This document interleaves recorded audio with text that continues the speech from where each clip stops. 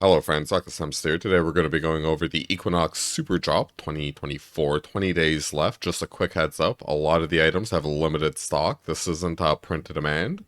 This is, they print a certain amount and then they sell them. For instance, a lot of the bundles have been blocked off because I'm pretty sure at least one of these is out of stock. But anyways, let's get into it with the first secret lair. And that is going to be Vault Boy. Contains one Grand Arbiter Augustus IV, one Sphere of Resistance, one Trin Sphere, and one Winter Orb. So 30 for regular, 40 for foil. It's true for all the secret lairs in this drop. Sometimes, like with the Lara Croft one, they make it 40-50, and some of the Jurassic Park ones, but here they didn't. So if you look at the cheapest values over the regular versions of these cards, comes up to 66 using, MTG Goldfish, TCG Player Market. So pretty good value there. 35 of it coming from the Sphere of Resistance, 16 from a Trin Sphere, 12 from a Winter Orb. And if you look up foils, it comes up to 152. The big weird thing about that is the foil value is 95, the cheapest Sphere of Resistance foil you can get, and that's because of Kaladesh Inventions. And beyond that, this, I believe, just has an Exodus printing off the top of my head. So, yeah. I do think a more reasonable number would be like a foil Sphere of Resistance might be worth like 40-50, depending on how well the Secret Lair does. So maybe that pushes you to like $83 value, still pretty good value.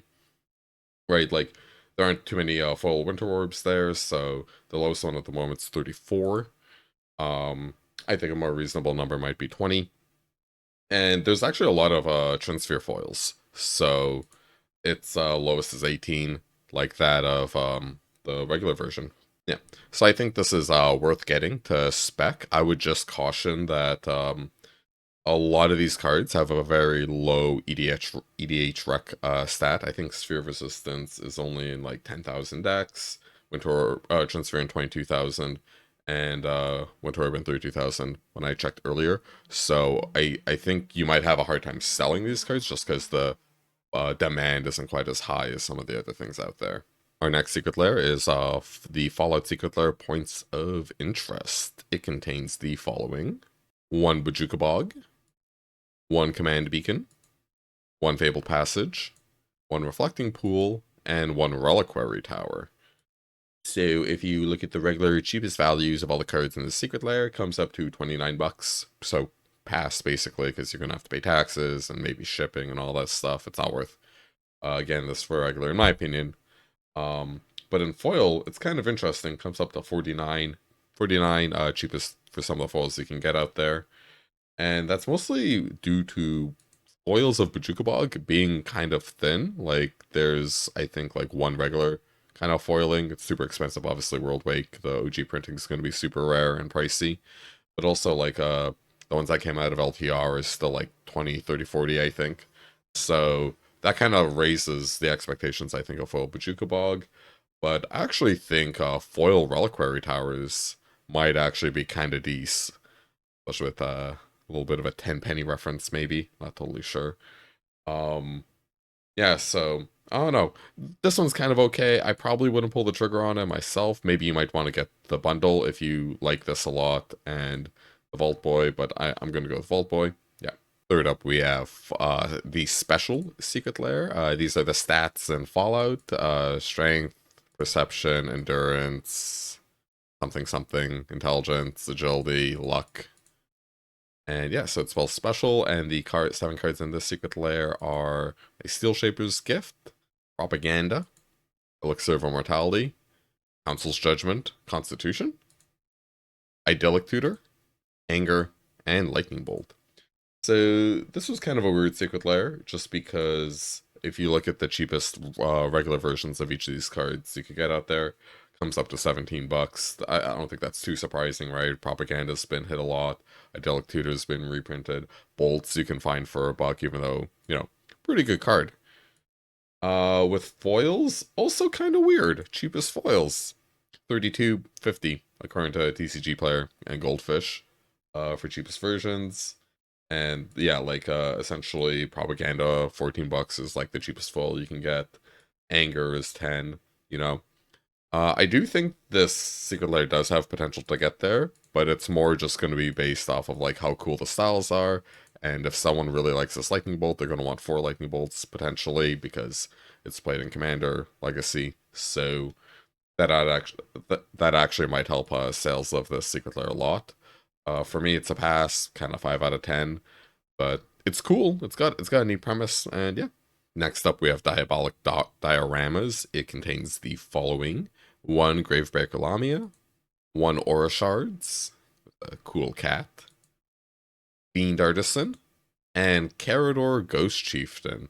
So, unsurprisingly, this Secret Lair, not really worth a lot. Regular copies of the cheapest cards in here come up to 20 bucks. Not really worth it. 11 of that being in the Aura Shards. The Aura Shards might be a kind of a good spec just because it's got a cool demon cat in it. Also, just a random thing, they made little trailers for, I think, each card. So, like, a diorama trailer might be worth watching if you're into that kind of stuff. And for foils, it gets kind of wonky. Comes up to $105 cheapest market versions, and that is because there is only one version of Aura Shards out there. It is from Invasion, and it is a $95 card according to Goldfish and TCG Player. I do not think the Secret Lairs you get foil of this will be worth $95. I actually suspect the Secret Lair probably can only ever get so expensive. It just seems really bad to me. I think what'll happen is Aura Shards will basically be capped by the value of the Secret Lair. So, like, whatever these cards fall to, the remainder is what'll go to Aura Shards. Is essentially like a value distribution. I think this is a pass, again, unless you like it, in which case, I don't know why you're watching this video. If you want to buy it, just buy it.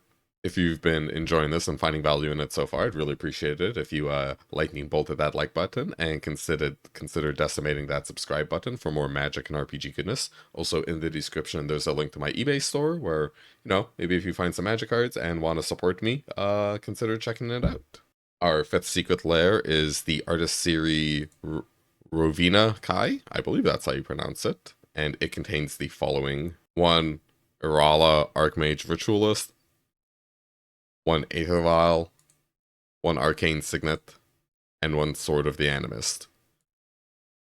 Just a heads up, this is out of stock in foil as of me making this video. You can only get them in regular for 30 bucks. Value of this comes up to $19.50 in cheapest regular version. Kind of surprising, like Aether Vials are down to $7 now. Back in my day, they were like 50. And Sword of the Animist, $8, you know, just like kind of cool, good commander card. Cheapest foils comes up to $21.50. Again, there are very cheap Aether Vials out there. Sword of Animist is only $10. Arcane Signet isn't really worth anything. But I do think, like, if you apply the no cap filter, is kind of another column in my spreadsheet where I assign like what I think the real values are, like for the Aura Shards up at 35. I think the cheapest foil Arcane Signets you can get, like from Secret Lairs with fancy styles, are $15.